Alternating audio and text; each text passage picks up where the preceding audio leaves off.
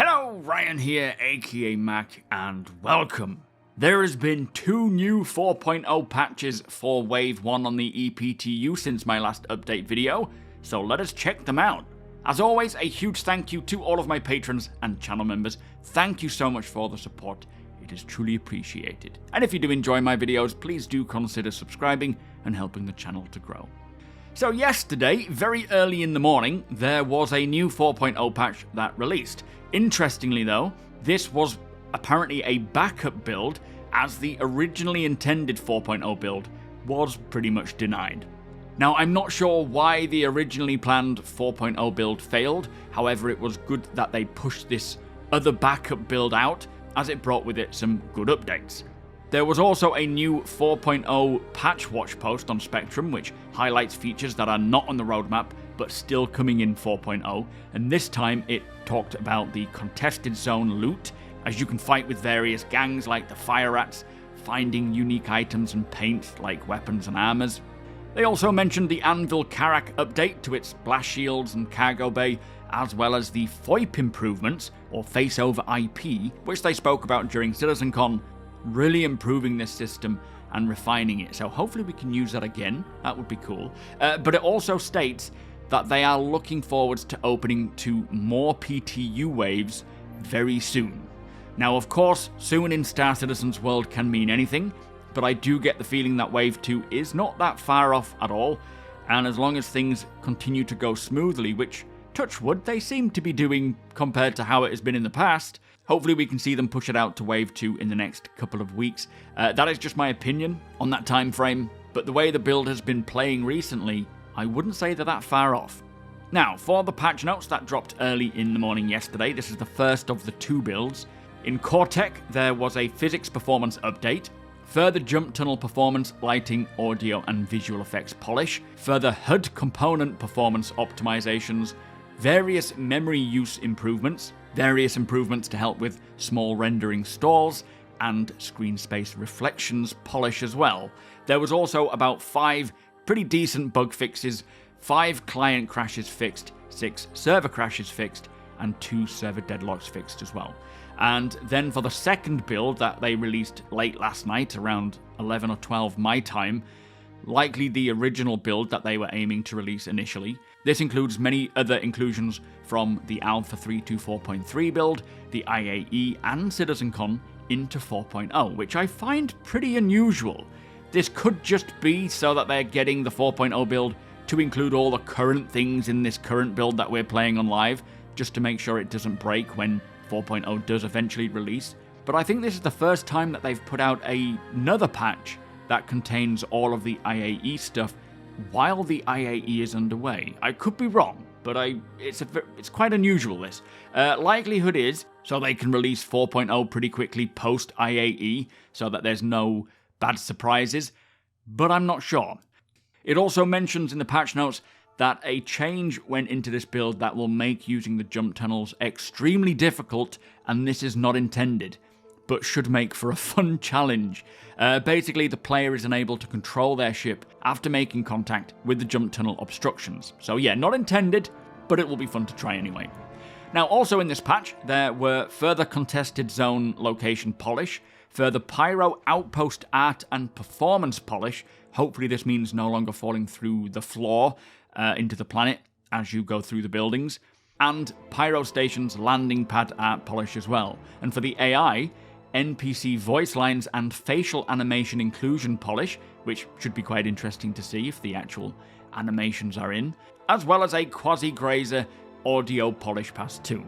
Now for the PDCs, there has been some hostility changes where they will now defend the ship from anything that attacks it. So they won't attack anything that doesn't attack them first, aside from incoming missiles and torpedoes, which need to be locked of course.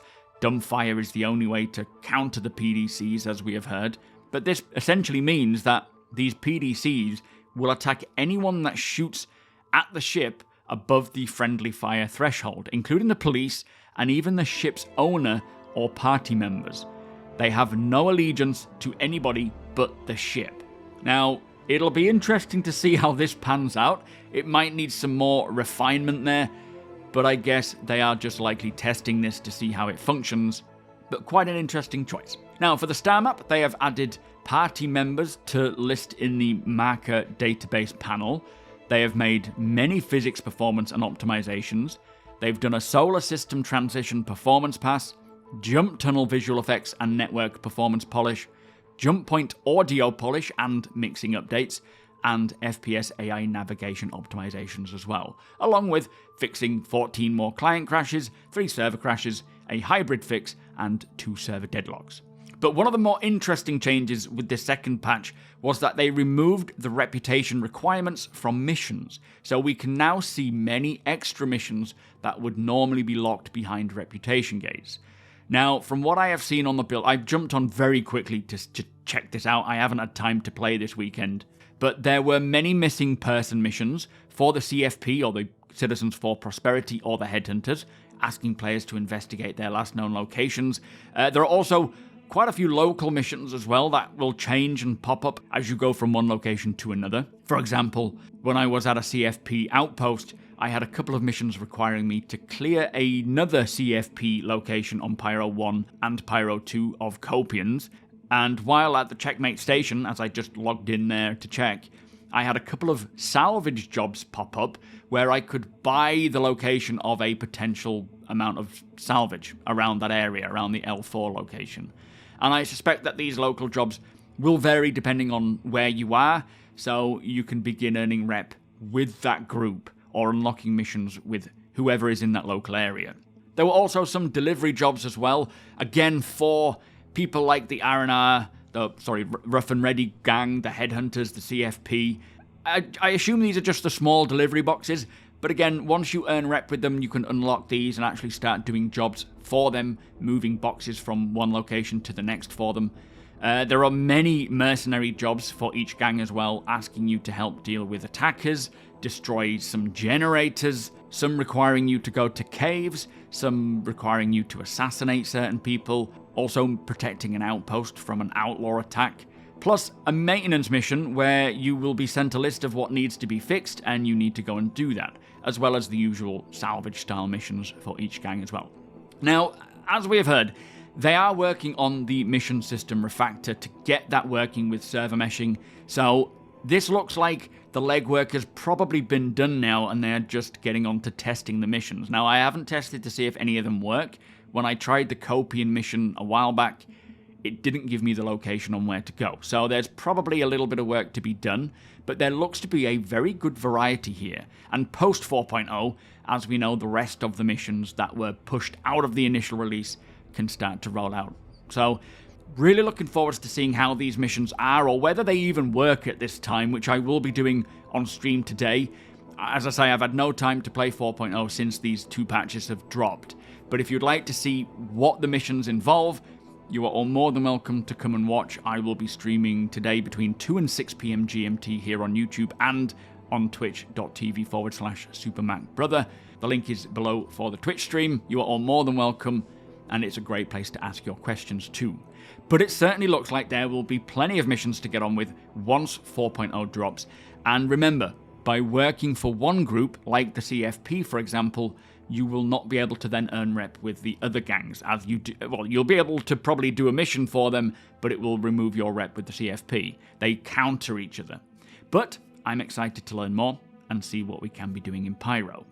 Now, before we finish, I have to say a huge thank you to GameGlass, who have provided me with a ton of stuff to give away in celebration of the IAE, as well as their own giveaway, which I will get to in a second.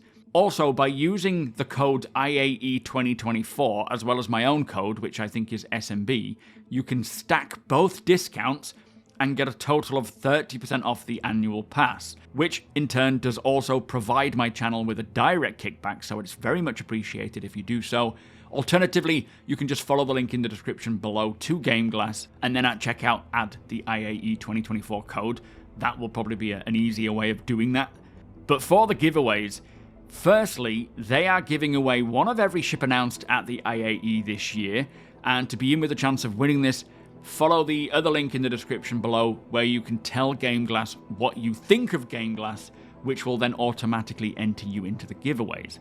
Now, this is one of the reasons why I love GameGlass, as not only are they providing these ships for a giveaway, but they're also doing so by requesting feedback so that they can improve their own product, which I can tell you already there are some very exciting updates coming to it. The second reason I love GameGlass is because they have provided me with 2 12-month GameGlass passes to give away, as well as $300 to use at my discretion for Star Citizen ship giveaways, plus potentially monthly giveaways for me to give back to my community. So a massive thank you to GameGlass for everything they do, and thank you to everyone who has made a purchase using my link, as it is extremely appreciated.